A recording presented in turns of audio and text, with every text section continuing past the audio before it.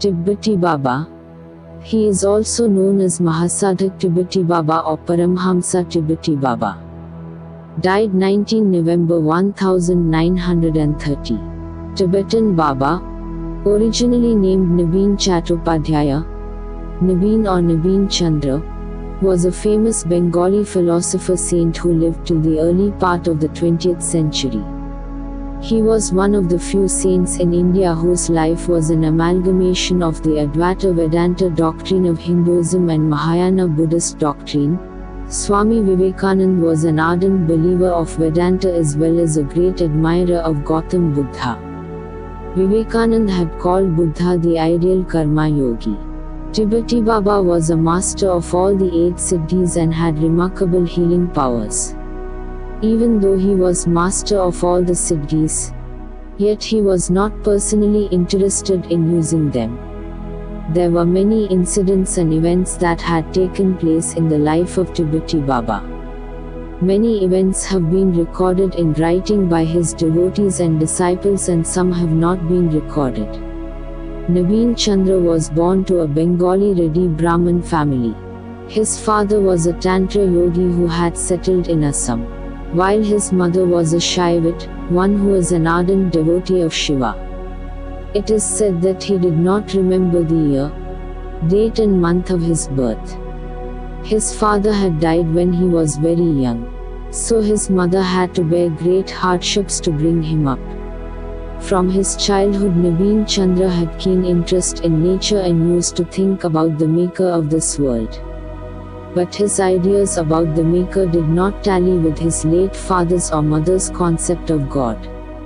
His idea was that God must be very different from what common men and women think him or her to be. Search for a guru. Nabin visited many places like Gaya, Ayodhya and Vrindavan in search of a guru. But he could not find anyone who could be his guru. Next he went to Amarnath shrine in Kashmir. There he met a monk who advised him to go to Tibet where his desire of finding a guru would be fulfilled. But he also said that if he went through Nepal, then his journey would be less straining. For entering Tibet via Nepal he, Nabin, would require the permission of the king of Nepal. The monk then told Nabin to first visit the Prime Minister of Nepal, who was well acquainted with him, the monk. The Prime Minister would then take him, Nabin, to the king, and then he would not find it difficult to get permission to go to Tibet.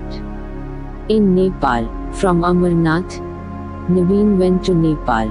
After visiting many temples and other places, he finally met the Prime Minister of Nepal. He told the Prime Minister about his spiritual thirst and the message sent by the monk he met at Amarnath. The Prime Minister took him to the King of Nepal. The king was amazed at the spiritual thirst of such a young teenage boy, and he promptly gave him, Nabin, permission to go to Tibet via Nepal. He also gave a let to him to be given to a lama known to him, the king. In Tibet, Nabin, Tibbeti Baba, entered into Tibet with a group Tibetan businessmen. In Tibet he did not find it difficult to find the Lama recommended by the king of Nepal. The Lama agreed to make Nabin his disciple. He asked him whether he remembered anyone at his home. Nabin fondly remembered his buffalo. Now the Lama asked him to meditate on the image of buffalo in his mind. Thus began Nabin's meditation, and after intense meditation for 1 year, he attained Savikalpa Samadhi, knowledge of determinate God. After attaining knowledge of Brahman in animals, Nabin Chandra headed for Manasarovar Lake in Tibet. He finally managed to reach there, unmindful of the obstacles that he had encountered during his journey from Nepal to Mansarovar Lake in Tibet. Having reached the lake, he chose a cave near the lake and began meditating on God. He desired to have vision of Brahman, indeterminate and attributeless God according to Hinduism. Even after meditating for many days, he could finally only see darkness as the object of his vision. Suddenly one day he saw a Tibetan Buddhist Lama standing on the entrance of the cave. He thought that perhaps God has sent the person to assist him in his aim of God realization. So he earnestly requested the Lama to make him his disciple and help him in realizing the knowledge of God. The Tibetan Mahayana Lama agreed to make him his disciple but explained that he did not know the Advaita method of spiritual practice. Since he was a Mahayana monk, he could only teach him Mahayana method of spiritual practice. Nabin Chandra explained that knowledge of Brahman according to Advaita principles is equivalent to Nirvana of Buddhism, and so he was willing to become his disciple. So under the guidance of the Lama, Nabin Chandra Mahayana learned spiritual practices and beliefs. Now it became easier for him to meditate on Nirguna Brahman, God who is infinite and without attributes. But he realized that by first meditating on Saguna Brahman, God with attributes, he could easily concentrate his mind on Nirguna Brahman, God without attributes. With the change in technique, he finally realized his cherished dream of attaining the knowledge of Nirguna Brahman. His wanderings. Having realized the knowledge of Brahman, Nabin Chandra decided to come down to the plains and wander, following the ideal of his Tibetan Mahayana Guru, the Tibetan Mahayana Lama, of alleviating the pains and sufferings of the people of the world and inspire them to tread the path of salvation. Tibeti Baba, Nabin Chandra, travelled far and wide, spanning the length and breadth of India, Nepal, Bangladesh, Pakistan, Afghanistan and Myanmar, enjoying the indescribable beauty of the Nirguna Brahman who manifests all beings of this world.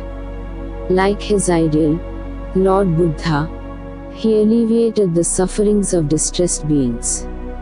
He followed Lord Buddha's path of love, non-violence and compassion for all living beings, enjoying the presence of Brahman in all beings at the same time. Such was his love for Lord Buddha that he used to keep an idol of Lord Buddha beside him whenever he went to sleep. In Kanpur. Kanpur was an important center of resistance during Indian Rebellion of 1857, also known as the First War of Indian Independence and the Sepoy Mutiny. Revolt broke out on June 1857 and Nana Sahib was declared as the Peshwa of Kanpur. The rebels defeated General Hugh Wheeler outside the city. But after a pitched battle, Sir Colin Campbell recaptured Kanpur on December 1857. Nana Sahib and his lieutenant, Tantia Tope, escaped the city. Now the British ire was directed against the common people of Kanpur. Atrocities began to be committed against the masses. Even innocent men and women were not spared. Many people were being imprisoned in the prison houses. Wandering from place to place, Nabin Chandra appeared in Kanpur. He was pained to see the people of Kanpur being oppressed by the British soldiers and officers.